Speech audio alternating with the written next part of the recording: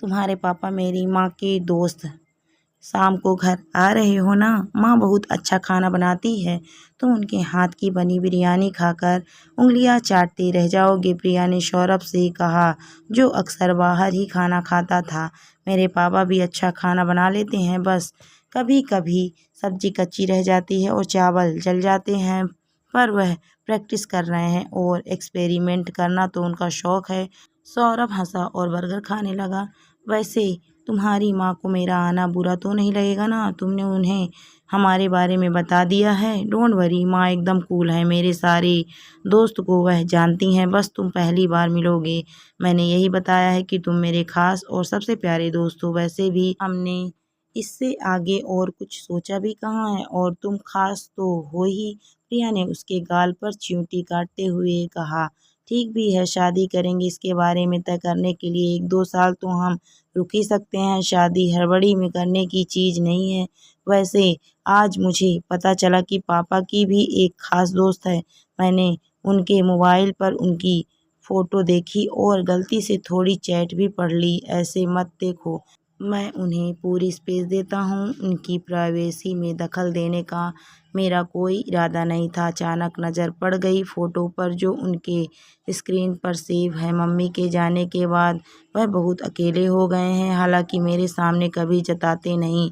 तुम्हारी माँ की तरह मेरे पापा भी कूल और मस्त इंसान हैं, किसी बात को लेकर रोक टोक नहीं करते। समय के साथ खुद को बदलना बखूबी जानते हैं। तुम तो मिल चुकी हो उनसे, पूछते रहते हैं मुझसे कि शादी कब कर रहे हो। हाँ, अंकल के साथ बात करने में बहुत मज़ा आता है। वैसे दोस्त हैं उनकी कोई, ये अच्छी बात है। साथी की कमी तो इस उम्र में ज़्यादा खलती है। मैंने अपने पापा को नहीं देखा। मेरे जन्म के 6 महीने बाद ही वह माँ को छोड़कर अमेरिका चले गए, एक गोरी मैम के चक्कर में। बाद में उनका डाइवोर्स हो गया। माँ ने पूरी ज़िंदगी मुझे बड़ा करने में निकाल दी। मैं उन्हें अकेला नहीं छोड़ना चाहती। शादी के बाद वह मेरे साथ ही रहेंगी। प्रिया बीती बातों में गुम हो गई। एक दर्द उसके चेहरे पर उभर आया। हेलो बेटा। शाम को जब सौरभ प्रिया के घर पहुंचा तो उसकी माँ ने स्वागत किया।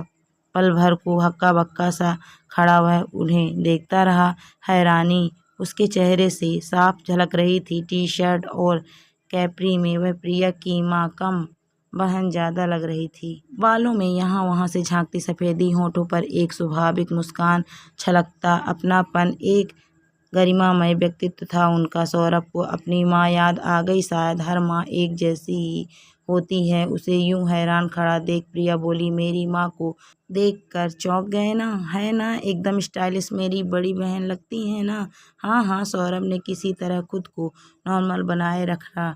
उसके बाद तो बिरयानी के साथ दही भल्ले और दम आलू का लुत्फ़ उठाने के साथ साथ बातों की भी फुलझड़ियाँ झिलमिलाती रही। मूंग दाल का हलवा खाते हुए बोला, कमाल का खाना बनाती हैं आप आंटी, मेरे पापा का फेवरेट है यह हलवा। शुक्र है उस समय उनका फ़ोन आ गया और उसके पापा के बारे में प्रिया की माँ ने कोई सवाल नहीं किया। वह भी नहीं बता पाया कि आज किसी ने पापा के लंच में भेजा था जिसमें मूंग दाल का हलवा था। लेकिन हलवा खाने के बाद वह जान गया कि पापा को कौन टिफ़िन भेजता है। उसे बाहर तक छोड़ने आई प्रिया ने पूछा, माँ को देखकर हैरान क्यों रह गए? उनकी स्मार्टनेस इसका वजह नहीं थी? इतना तो मैं समझ सकती हूँ, पहले तो तुम कभी माँ से मिले भी नहीं हो। खाते समय भी तुम सहज बने रहने की कोशिश कर रहे थे, लेकिन तुम्हारे भीतर उथल पुथल चल रही है, यही साफ पता चल रहा था। माँ ने भी ज़रूर नोटिस किया होगा। वह साइकोलॉजी की प्रोफेसर रही हैं और अभी भी कंसल्टेंट के रूप में कई संस्थाओं से जुड़ी हुई हैं। वह मुझसे पूछेंगी ज़रूर। इसीलिए बताओ मुझे क्या बात है? पापा के मोबाइल में मैंने जिसकी फ़ोटो देखी थी वह तुम्हारी माँ ही है। उनकी चैट पढ़कर समझ आ गया कि वह दोनों एक दूसरे को लंबे समय से जानते हैं और अक्सर पापा के पास जो टिफ़िन आते हैं वह तुम्हारी माँ ही भेजा करती हैं। तो इसमें परेशान होने वाली बात क्या है? अच्छा ही है कि दोनों एक दूसरे को पहले से जानते हैं। तुम्हारे पापा से मैं जितनी बार मिली हूँ उससे तो लगता है कि उन्हें किसी से दोस्ती करने में देर नहीं लगती होगी। कहीं माँ से मुलाकात हो गई होगी। इसमें इतनी हैरानी की बात क्या है? प्रिया ने पूछा। मैं तो यह सोच रहा हूँ कि अगर तुम्हारी माँ और मेरे पापा के बीच इश्क जैसा कोई मामला है तो हम दोनों के बीच का रिश्ता क्या कहलाएगा। कार में बैठते हुए सौरभ बोला। उसके होठों पर एक शरारती मुस्कान थी। अगर उनके बीच कुछ ऐसा होगा तो हम अपने रिश्ते के लिए कोई यूनिक सा नाम सोच लेंगे। लेकिन माँ को अगर तुम्हारे पापा अच्छे लगते हैं तो यह मेरे लिए खुशी की बात है। उन्हें भी जीने का हक है सही साथी के साथ। और वैसे भी हम अपने रिश्ते को लेकर सीरियस कहाँ हैं। घर पहुंचकर सौरभ ने देखा कि पापा टीवी देखते हुए मूंग की दाल का हलवा खा रहे हैं। इतनी शुगर आपके लिए ठीक नहीं है। दोपहर में आप हलवा खा चुके हैं। अरे तू भी खा कर देख, क्या बढ़िया स्वाद है। मैं जानता हूँ। अचानक से सौरभ के मुंह से निकल गया। टीवी पर ध्यान होने की वजह से पापा ने शायद सुना नहीं। पापा जो आपको टिफिन भेजती हैं क्या आपकी खास दोस्त हैं?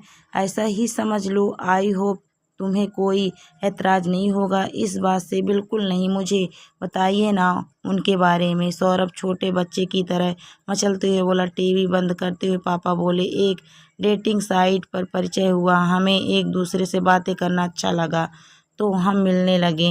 रीमा बहुत अच्छा खाना बनाती है इसीलिए किसी किसी दिन टिफ़िन भेज देती है। मैं उसे पसंद करता हूँ और वो भी मुझे पसंद करती है। सिर्फ दोस्ती तक रखेंगे रिश्ता या कुछ और सोच रहे हैं? सोच तो रहे हैं कुछ, लेकिन रीमा की बेटी है, उससे भी तो पूछना होगा ना।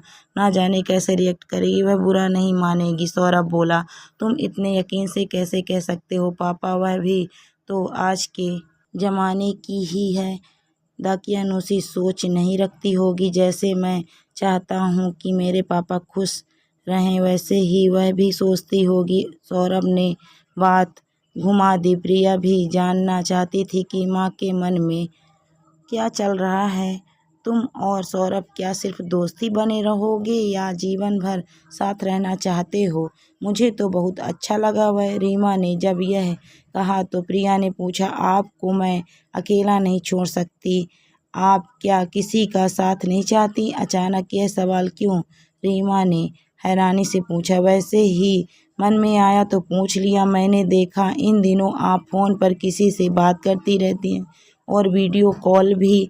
आपका कोई फ्रेंड हो तो मुझे बता सकती हैं। मैं भी चाहती हूँ कि मुझसे पहले आप किसी साथी को चुन लें। पसंद तो करने लगी हूँ किसी को। शाम को उनके घर जा रही हूँ। तुम भी सौरभ को लेकर आ जाना वहाँ।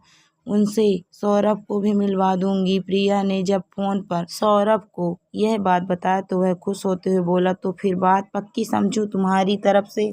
क्या तुम मेरे पापा के साथ अपनी माँ की शादी करने के लिए राजी हो? बात पक्की समझ लो। मैं तुम्हारे घर आज अपनी माँ के लिए तुम्हारे पापा का हाथ मांगने आ रही हूँ। उन्हें सरप्राइज़ देते हैं। वैसे भी हम दोनों को देखकर माँ और तुम्हारे पापा कम सरप्राइज़ नहीं होंगे। प्रिया ने कहा। उसे ढेर सारी तैयारियां करनी थी। आखिर माँ के रिश्ते की बात जो पक्की करने जा रही थी। दोस्तों, कहानी आपको कैसी लगी कमेंट करके ज़रूर बताइए। कहानी अच्छी लगी है तो वीडियो को लाइक शेयर करें। अगर आप मेरे चैनल पर नए हैं तो प्लीज़ मेरे चैनल को सब्सक्राइब भी करें। Thank you for watching my video.